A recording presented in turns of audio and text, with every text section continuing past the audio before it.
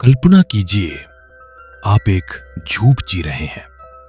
सिर्फ चंद पैसों के लिए आप अंधे होने का नाटक करते हैं, लेकिन तभी आपकी आंखों के सामने एक खौफनाक मर्डर हो जाता है।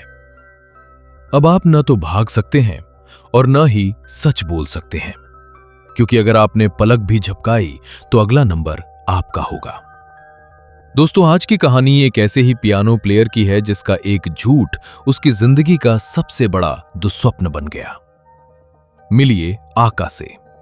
आका एक टैलेंटेड पियानो प्लेयर है जिसने दुनिया की नजरों में खुद को अंधा बना रखा है। क्यों?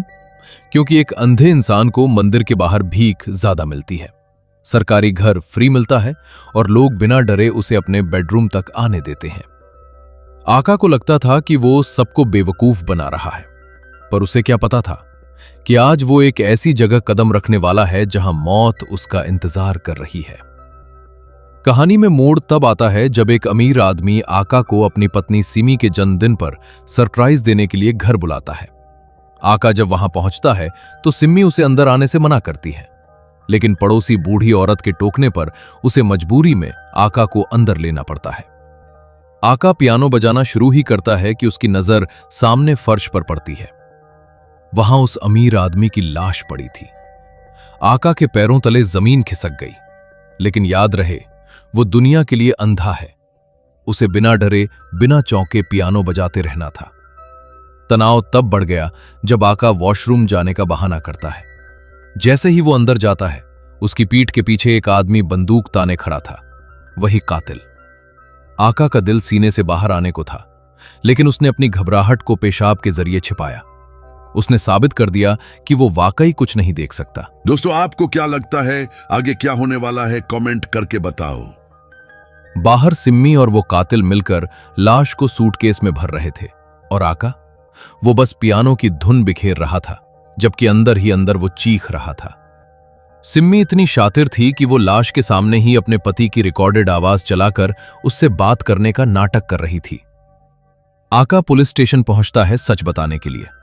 उसे लगता है कि पुलिस उसकी मदद करेगी, लेकिन जैसे ही वो इंस्पेक्टर के केबिन में घुसता है, उसके होश उड़ जाते हैं। सामने वही कातिल बैठा था जो उस घर के वॉशरूम में छिपा था। वो शहर का पुलिस इंस्पेक्टर ही था। आका तुरंत अपनी बात पलट देता है और कहता है कि उसकी बिल्ली मर गई है, लेकिन इंस्पेक्टर को शक हो चुका है। वो आका के घर जाकर उसे डराने की कोशिश करता है, यहां तक कि उसके चेहरे की तरफ चाकू भी फेंकता है, पर आका अपनी पलकें नहीं झपकाता। अगले दिन लाश मिल जाती है। सिम्मी और इंस्पेक्टर मिलकर एक निर्दोष लड़के को फंसा देते हैं। आका ये सब देख रहा है, सुन रहा है, लेकिन बेबस है। उसकी आंखों के सामने इंसाफ का गला घोंटा जा रहा है। उसके दिमाग में बस एक ही सवाल चल रहा है, क्या मैं अगला शिकार हूं?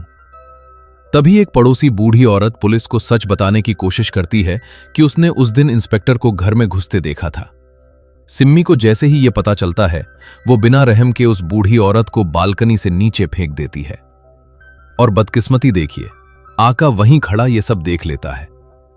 सिम्मी अब आका के घर पहुंचती है। वो उसे मिठाई खिलाती है जिसमें जहर या नशीली दवा हो सकती है। वो चेहरे पर कंकाल का मास्क लगाकर आका को डराने की कोशिश करती है।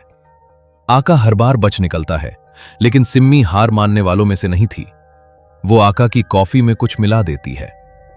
आका को समझ आ जाता है कि अब नाटक करने का वक्त खत्म हुआ।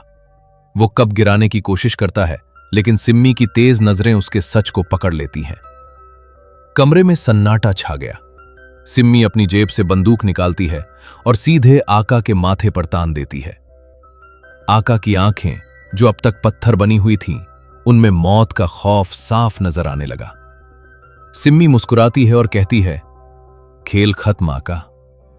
दोस्तों, एक छोटे से झूठ ने आका को मौत के मुहाने पर खड़ा कर दिया है। क्या आका इस शातिर औरत के चंगुल से बच पाएगा, या फिर उसकी असली आंखें खुलने से पहले ही हमेशा के लिए बंद हो जाएंगी? क्या आपको लगता है कि आका को शुरुआत में ही पुलिस को सब बता देना चाहिए था? अपनी राय कमेंट में जरूर बताएं। अगर आप इस कहानी का पार्ट 2 देखना चाहते हैं तो इस वीडियो को लाइक करें और चैनल को सब्सक्राइब करना ना भूलें। मिलते हैं अगले रोमांचक वीडियो में।